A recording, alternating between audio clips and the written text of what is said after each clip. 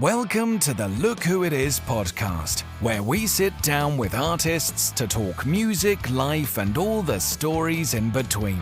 Now here's your host, Dane Engel. Hey everyone, today I'm talking with Ebony Nicole, indie pop singer-songwriter out of Virginia, who's been making music since 2017. All right, so for people who don't know who you are, just give me a little bit about yourself. Sweet. So I'm Ebony Nicole. I'm a singer and a songwriter out of Harrisonburg, Virginia. And I actually started doing my own music about 2017-ish.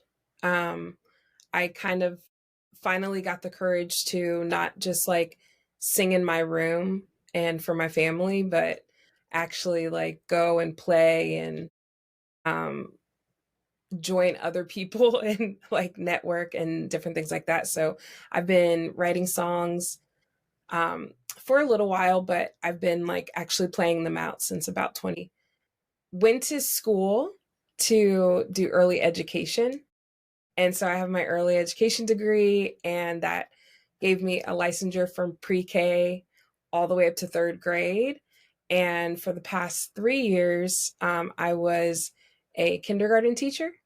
And this is my first year. I didn't sign my contract, and I said, I'm putting out an album, so I'm just gonna try to do music and see where that takes me. And so I'm looking forward to the adventure and seeing, where I end up. Nice, yeah. So I guess when did music start for you before that? Like when did you fall in love with music? Oh man, I've been singing since I was about 3 years old. And I've been writing music since I was around 11, 12. But I didn't really learn an instrument until I was 15.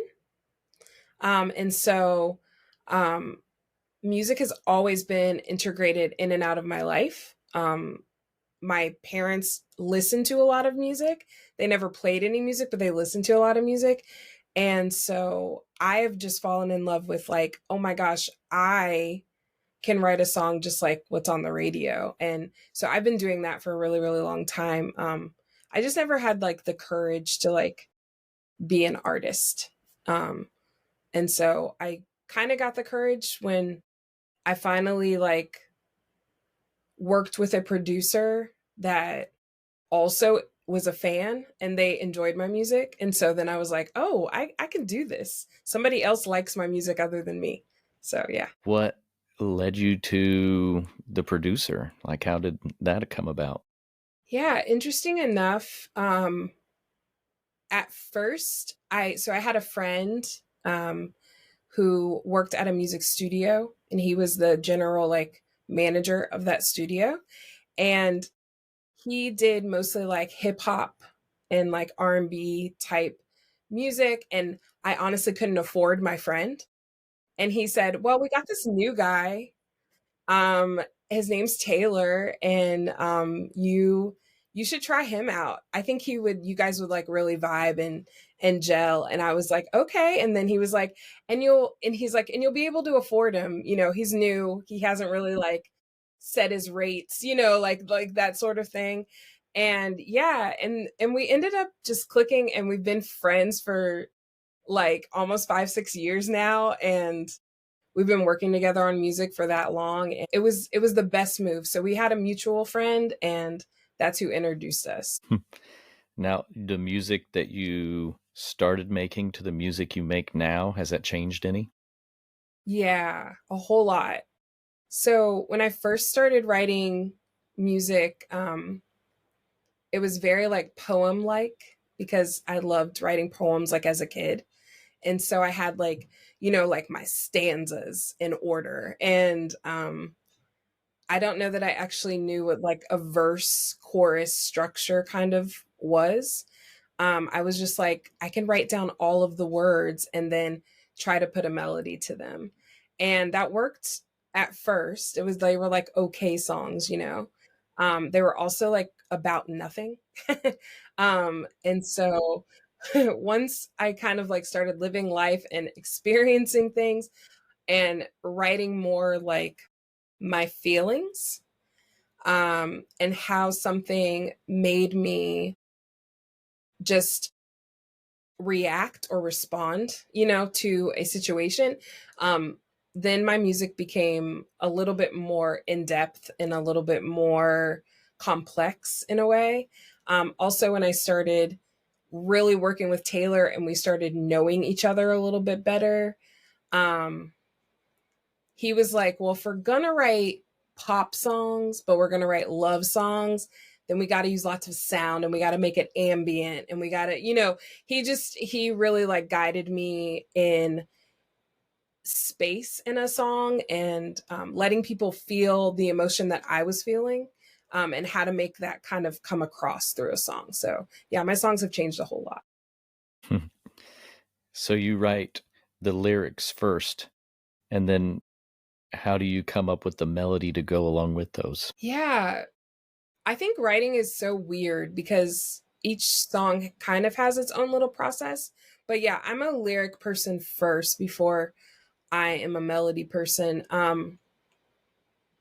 Only because I think also a journaler and I just like to journal a lot. So I often write things down before it's like said out of me. It's like in my head. So um, I think I just have the words first and then I'll pick up a guitar or I'll go sit at a piano and I'm like, oh, this should sound like this or this. And then, you know, lyrics change over time to go with a melody most of the time in most songs. Um, but I'm all about like a really good chorus. If I can get a really good chorus going, then I'm like, okay, we got this. You know, like the other melodies in a verse or the underlined tag is just the add-ons to like a really good chorus. So when you journal, is it usually a chorus that you're writing down? When I journal, it's usually like, oh, I can't believe this. I can't believe this happened. It's usually like I'm trying to get off all my frustration and all my feelings. I think because like sometimes you can get overwhelmed with what you're feeling that you don't get to the root of it fast enough. So I always find like writing it down or even typing in my phone, like in my notes, getting all the frustration out first and then being able to be like clear headed and say, okay, this is what I'm actually feeling. Let me write something about this because this is the actual emotion that is happening. Oh, I feel like I should do that.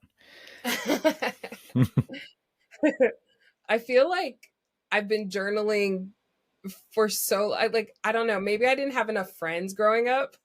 And so I just spent a lot of time with my journal and I used to have journals like with bunches of stickers all over them, you know, like just like putting stuff all over and just I don't know, I could draw stuff out, I could write stuff out, I could just sit there and you know, do the same thing over and over again just because that's how I knew how to like get through, or that was my coping technique, I guess.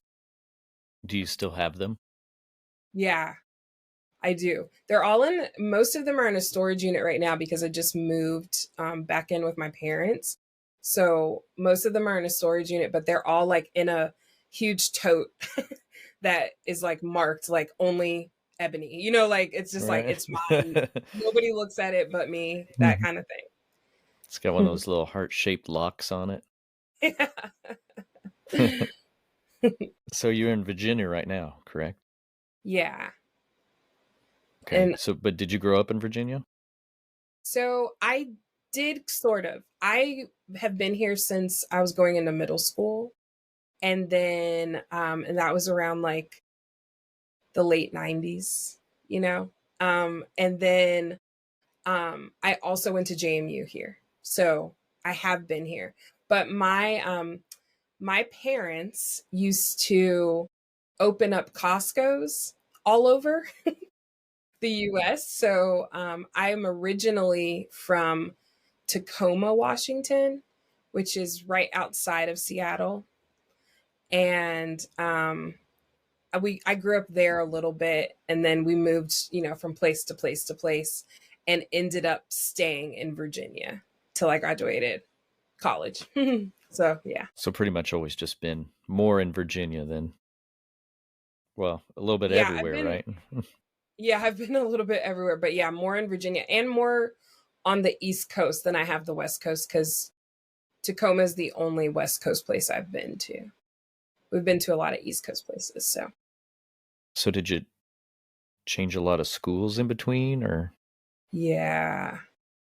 I I think I was in four or five elementary schools through my elementary school period, which was like wild and crazy, because I feel like that's like your formative years. It's when you kind of like find friends and a friend group and that sort of thing. And so I moved to where we live now in Harrisonburg, when everyone had already had friend groups and they were going to middle school. So you got like cliques, and that sort of thing. So it was kind of, yeah, I kind of made my way into just being one of the like drama and music kind of geeky kids. And that's where I landed, and that's where I stayed. So yeah. Now, did you do any theater?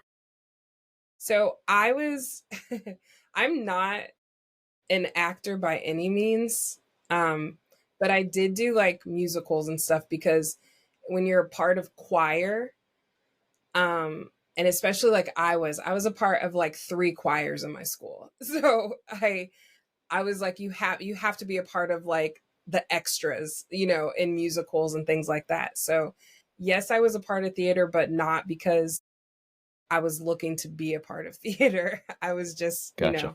yeah, I was the extra. How do you think that rolls into your music? I mean, if anything, it's taught me how to like, I have a couple videos out, like music videos on YouTube and stuff like that. It's just taught me how to like characterize myself a little bit. And I can smile pretty nicely on camera, and I can like look upset pretty nicely on camera.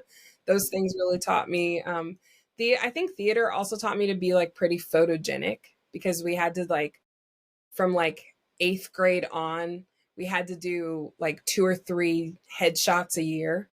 And so I think I just like learned how to like play up a photo camera, like just like know how to put it on kind of thing. So yeah. So, I mean, you've already put out quite a bit of music so far, though. You've had a full album out and multiple singles. Do you have an EP out too? Yeah. So my very first project was an EP. It was like 4 songs. They're very punk rock, because at the time that's who I was hanging out with, was like a bunch of punk rockers, and they were my friends, and I could just get them to play music for me. And that was really cool. And then I put out a bunch of singles at the beginning of 2021, that were supposed to be a second EP. But the studio that I was recording at ended up blowing up. It had like this crazy electrical something happen, and it blew up, and most of my music files were lost, because the producer I was working with, he didn't back them up, because we were having a session like the next day. So he was like, "Oh, we'll be in the studio, like no worries," kind of thing. And then it ended up blowing up like on that Saturday. And so I lost like 3 out of the 4 songs that we had already recorded. So we ended up having to re-record almost the whole thing. So it didn't come out until the end of 2021. And I just put them all out as singles, because I was like, I'm not going to wait for all of them to be done, So yeah, so I did that. That was my second like venture into putting music out. And then I did my album for the whole next year. I recorded all year and through the summer and put out my album in 2022, October of 2022. And then that next November, I gathered a bunch of friends that I made over time, in Virginia and through the music scene here in Harrisonburg. I just put out like this big blast email and said, hey, I rented this really cool cabin studio. It's called Ceiling Glade. It's in Mount Solon, Virginia. I was like, if any of you are willing or want to, just come and jam on it's like 4 tracks. Some of the songs you've heard, some of the songs you haven't heard, but just come out whenever you can. I'll be there for 10 hours. So just come out. And I had like 7 or 8 friends come out. And we did 4 songs and then we recorded them live. And so I have a live vinyl as well, that I sell with like my merch and stuff. And so that's another piece of music that I have. And hopefully I'll put those out digitally at some point, but I want to sell all the vinyls first. It's my like marketing scheme. Right. Yeah. You have to come see the show and get it. That's the only way you'll have it, right? Right. Yeah. It's a good plug. I mean, I think I only have about 15 left. So out of 100. So I think I did a pretty good job getting them out there. Now, all your music that you record now, do you like upload it to the cloud and back it up on a thumb drive and burn a CD of it and take it with you? Yes. It's like triple everything.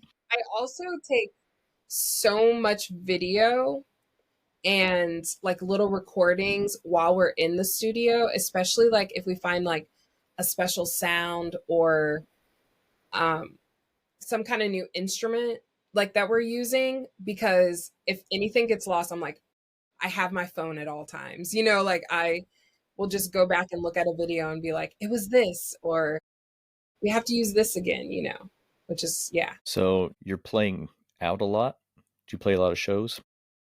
Yeah, I do. I would say I play like 7 to 8 shows a month right now, which is really nice.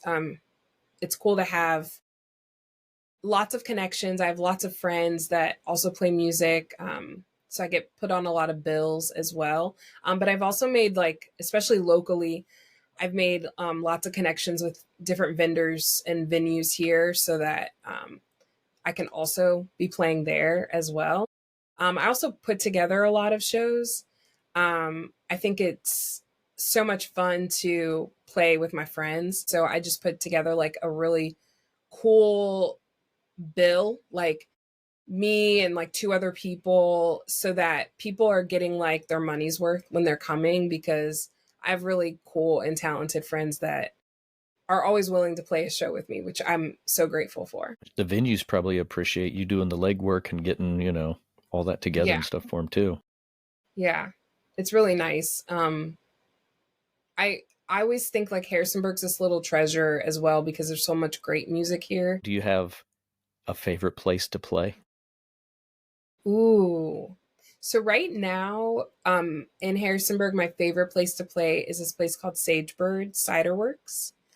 So it's a cidery place, and they actually have an actual listening room for shows. So they have their main tap room, but then they have like these double doors that are like barn doors, and you go into this like little tiny space, and it probably like can hold up to like 45, 50 people in it. But it's like a really, really nice listening room that we have in Harrisonburg right now. Do the people that you play with, are they, would you say, in the same genre as you? Not all the time. So I have a friend, his name is Matthew Mazingo. He's great. He's also a singer-songwriter, and kind of does like acoustic stuff like I do when I'm playing live. But a lot of my friends are in bands, so that's a little different. they bands sound a lot different than one single person, just pouring out their heart kind of thing. But yeah, I appreciate the bands as well. Now, have you ever thought about having a band or playing with a band? Yeah, so for a lot of my live shows, I do at least play like a trio. So my producer, Taylor, he's amazing and he usually comes and plays with me on a lot of my shows. And then I usually find one other person. So whether it be like, oh, I need a bass player, or I have a friend, his name is Perry, and he plays mandolin and violin. And I have a lot of that sound in this new record. So he's been playing with me a whole lot. But I have like a couple of different friends that play multiple instruments so they can just like come on board or not come on board type thing. I've only played twice with a full band before, and it was a lot. It's a lot to have like 5 to 6 people rehearsing and trying to like come together, especially when like it's all your music. Like I feel like bands who write music together, it's really different than people coming together to just play your music. Yeah, because you'd want it to sound how you want it. And then if they're playing, you want them to sound like, like your music. Yeah, and sometimes like certain things are not going to transfer over from the record because maybe you use like a digital drum or like something like that. But yeah, you want it to be as authentic as possible when you're playing with 5 new people, and they might not listen to your music all the time. They might just be musicians who play instruments. So from your music that you've put out so far, do you have a favorite song to play? Ooh, I have 2. So the first one is called Take Me Away. And I wrote that for my album, but I wrote it so that the featured artist on that album or on that song is, their names are Spectator Bird. They're a sister folk duo. And they're some of my really good friends. And I really wrote the song so that they would sing it with me. And I played that song for an entire year, like at live shows, before I even asked them to sing on it on my album.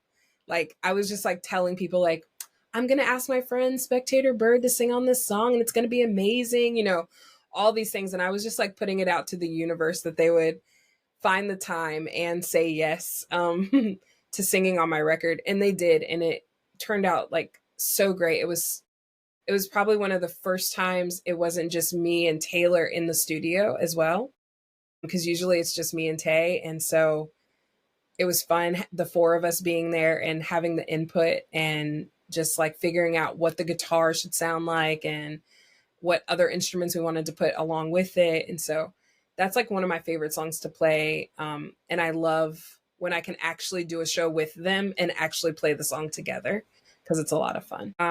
The other one that I just like love playing so much, or I guess have learned to love to play, is one of my first songs that I ever wrote. It's called Landslide. And it is like the whole song is 3 chords. So it can get kind of repetitive just playing like those 3 chords over and over again. But it's honestly the first song I ever wrote on a guitar and I only knew those 3 chords. So I was like, we're going to write it. And it's just a fun song. It's been like fun to play with different friends, and I make everybody play the acoustic on it. Like everyone's playing an acoustic guitar and we're all just being loud on it. And it's just fun. I don't know. It's just a fun song to play. So Sometimes I feel like simple songs are the best songs. that is for sure. I have another song. It's the first track on my album and it's called Say. And it's also one of those like really quick songs. It has maybe 4 chords in it. I don't know. I think it only has 3 too. I think it's only 3 chords, but I wrote it very quickly too. It's like, I think I wrote it in like 10 minutes, and It's not many words. It's kind of the same thing over and over again, but it's such a like impactful, powerful song. And that's so cool to me that you can be like so quick about something and it be so impactful. So, talking about your writing again, I guess, are your songs very personal? Is it something you've experienced, or is it something like a storytelling kind of? Ooh. So I try to do a mix of both. So my first album was like this. My second album is like this as well. It's kind of like split down the middle, where I have some very personal songs that are about me and me just growing up and me feeling things and me going through something where I'm learning something. And then I also have songs where I'm like, okay, I felt this way in this situation. Conceptually, people feel this feeling. How can I write a song where everybody can relate to it? So I also write songs that I feel like are just like pure love songs or like about some love tragedy or something, because I feel like everybody has gone through those feelings and they kind of know what that means. And so I just want to connect with other people. But like, yeah, it's always like split down the middle whenever I write. Some songs are very personal and then some songs are not. When you play them live, are you ever surprised by the reactions you get to some songs compared to others? Yeah, I actually had my first like, I guess you can call it like a fan run-in, where it was just like, you played my favorite song, and then they told me like a whole story about like how that song they just played over and over again when they were going through a breakup, and how, it helped them and this, that, and the other. And I was just like, oh my gosh, like that's wild, that's kind of wild. But it's also really fun to hear because it's really the reason I wrote it. I want to connect with people on a different level. And I think sometimes people and myself, we just need to hear, I've gone through that, I've been through it, I know what you mean, kind of thing. And when you can connect through music that way, it's so powerful. So, yeah. Do you all of your songs when you write, do you write all of them to be like hit songs? Do you write some you're like, well, I'm putting out an album, it's going to have 10 songs. I'll write 8 great songs and then, I'll just throw a couple of these other songs on there? Or do you just try to make sure that you have like a solid album? That's such a good question. So, for my first record, it was 8 songs and it was supposed to be 10. I ended up cutting 2 of them because they didn't go with the story that I thought, my album was kind of telling. Um, so I did kind of like conceptually put that one, my first album, together because I was really just like telling a story. But this new album that I just got finished writing and it's being like mixed and mastered right now. Yeah, each song was its own thing. And I was just happy that they sort of make, I don't know, they weave into each other in some kind of way. Um I I hate to think that I'm a record person, but I kind of am. I like listening to a whole album, and I like the story that it tells. I'm not a singles person, even though I've put out singles. I don't think that I ever think like, oh, I'm just gonna write this song and it's gonna be its own thing. I think once I write a song that I'm like, oh, this is gonna be so good, I want to keep writing other ones that also would go along with it, I think. So How do you decide in what order to put the songs on the album? that's a good question. When I figure it out, I will have an answer. I went through a lot back and forth through my first album on, oh, this one should follow this one, and these two, they sound too much alike. Let's split them up. And I did a lot of that, and it was more of a hassle than it was good because I put that album out solely digitally. Like there's no physical copies of that album. And so people listen to it in their own like list how they wanted to listen to it. And so it didn't really matter what I did. This one though, I'm actually doing like CDs for and that whole thing. And so I just had to like I think I just had to like listen to them.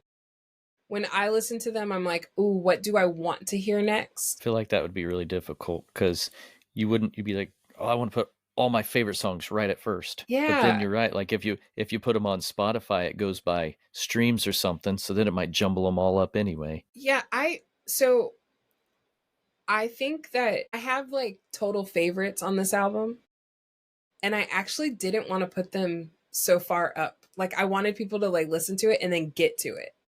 Like which is like I think which is kind of different. It was kind of different. I don't know. I was like, "Ooh, we should make that one last because people are going to like it's going to be shocking kind of at the end."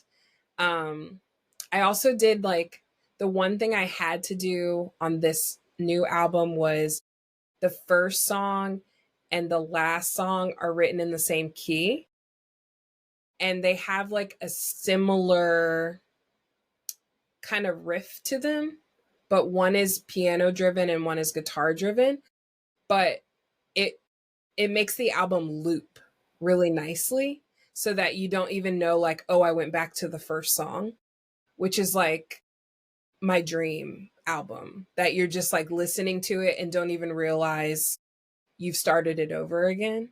And so that was very intentional um, on my part. Yeah. That's deep.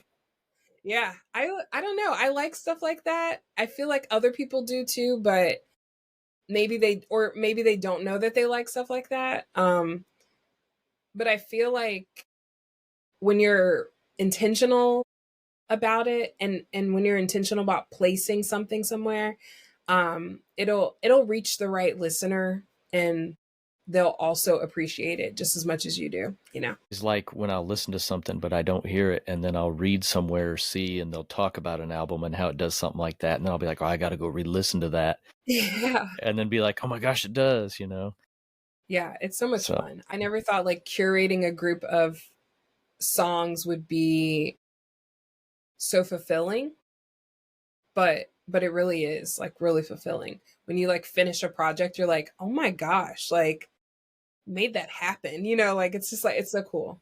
So cool. I like the full albums. I have talked to some people, and it's probably about 50-50. Some people love to make whole albums, and some people just like to release singles. Which I think in this day and age there's room for both. For sure. Mm-hmm. So, I'm glad that there are people who love making singles.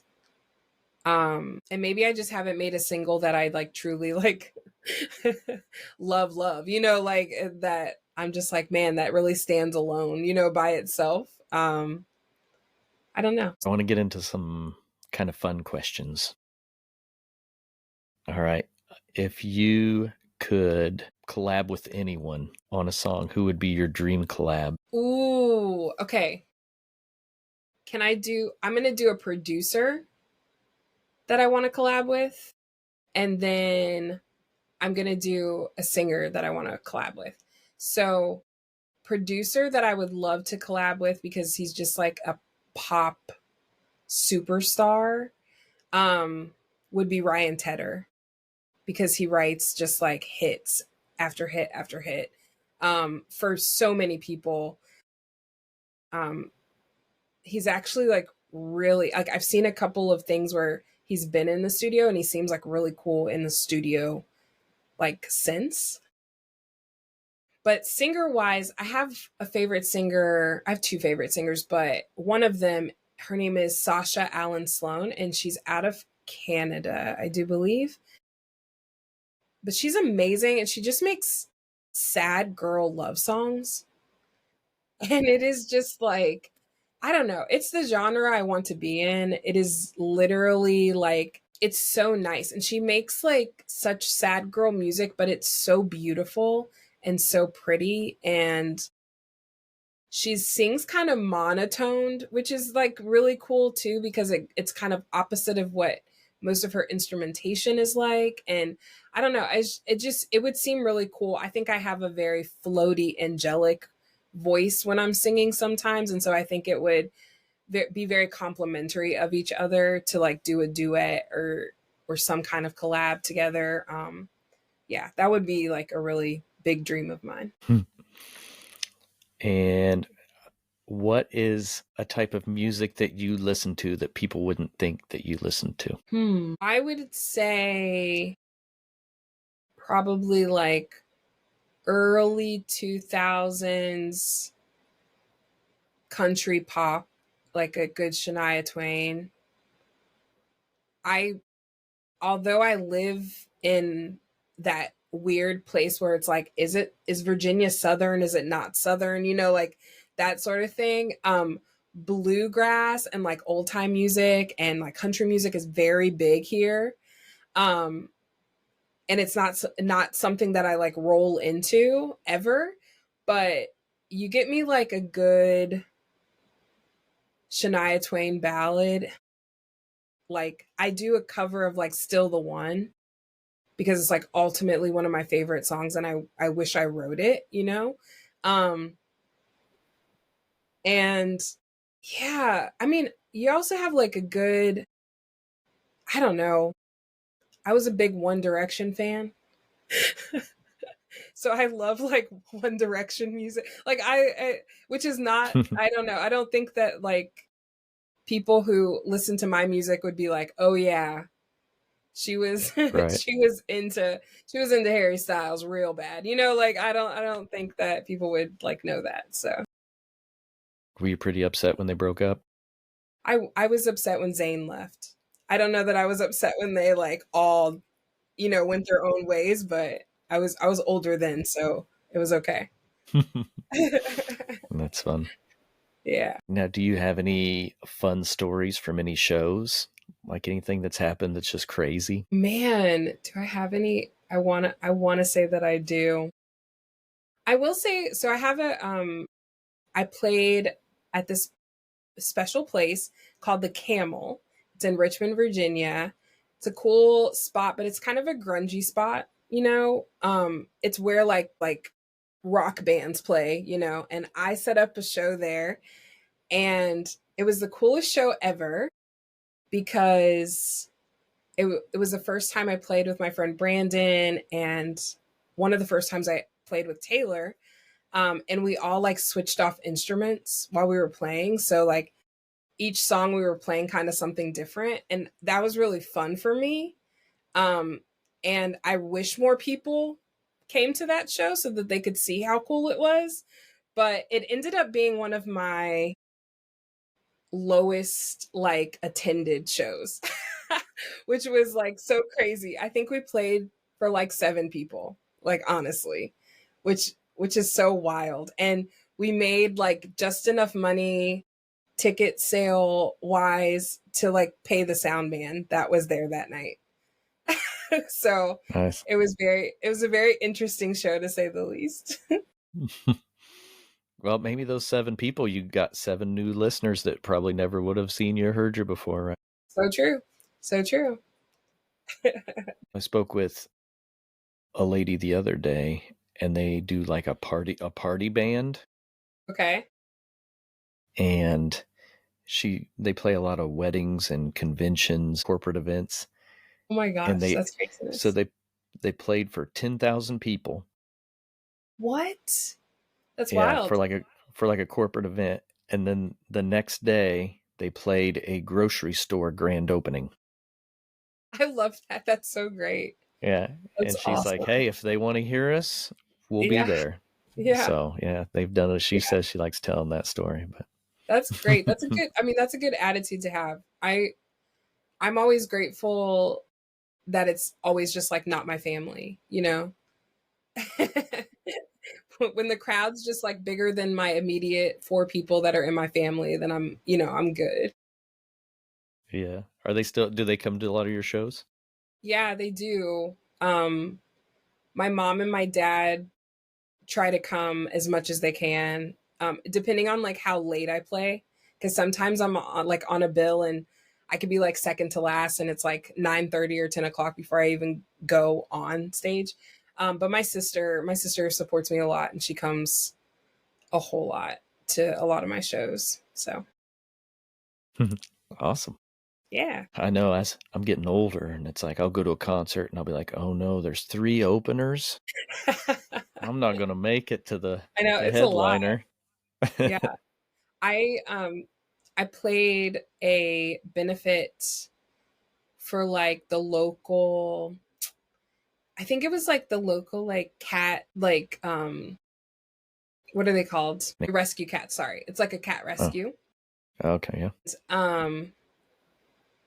The guy who put the bills together, he was like, "Yeah, I have 10 people playing." And I was like, "Oh, that's going to be a lot." Like everybody like 30 to 40 minutes, like that's going to be like a long show. And he goes, "Yeah, yeah, yeah. Well, we want you to be a part of it." And I was like, "Okay, sure." And then I ended up being the last person. And so I didn't even go on until like 10:30 that night. And I swear I already play pretty chill music, but I swear I was like putting drunk people to sleep. Like that's what I felt like the audience was doing. They were just like, yeah, but then they were just like, we like we got to get out of here kind of thing. We're going to fall asleep. And so I felt so bad like being the last one on the bill. We have a country venue here, and they have some pretty big people roll through, but they have the opener start at 8:45, and then the headliner goes on at 10:30 at night. And if I go there, I'm like, man, I got to get a hotel because it's about an hour drive, and I'm not going to drive home at 1 a.m. Right, right. My That's wife and so I, first time we went there, they're like, doors open at 6. So we're like, oh my gosh, we should probably get there. So we got there at 6. We didn't know. So we sat there forever. I think I got drunk and sobered up before anybody even started playing. yeah, isn't that so nice? I feel like that's a ploy. It's like, get them in here, they'll drink. It's like when restaurants give you bread at first and you get like so full. And then you're like, I guess I'll eat some more because we've been sitting here for so long waiting for our food. If it's like Texas Roadhouse, though, I just go for the rolls. Yeah, That's all honestly. I want. Why does anybody go there for anything else? Yeah. I know, yeah. Give me the butter and the rolls, and I'll just order drinks. That's so funny. Yeah, so yeah, thanks. This is great. I was trying to see if I had anything left that I wanted to ask you. Ooh, oh yeah, the very important one. Yeah. Where can people find you and keep up with your music and see your shows and stuff? Nice. So I just put out my first website this year. I'm so proud of myself. I put it together. I can't believe it. But it is www.ebonynicolemusic.com. And so I put up all of my shows. I put up any new videos. All of my socials are linked there. And yeah, I'm going to be playing in Woodstock, Virginia in the next month. I'm going to be playing in DC in the next month. And where else? I think that's it. And Harrisonburg too. But those local shows, I mean, if you want to come to Harrisonburg, please come. But, I understand when people don't come. How big of a town is Harrisburg? So Harrisonburg is a college town. So James Madison University is here. So I think we have I'm going to say we have over 40,000, regular residents, but then plus all of the JMU students. So it's a fairly large town. We're really close to Charlottesville, Virginia. We're very close to Richmond, Virginia. So we're kind of in the middle of those. What would you say is like your end goal with your music? Where would you be like, this is it, this is what I wanted? Nice.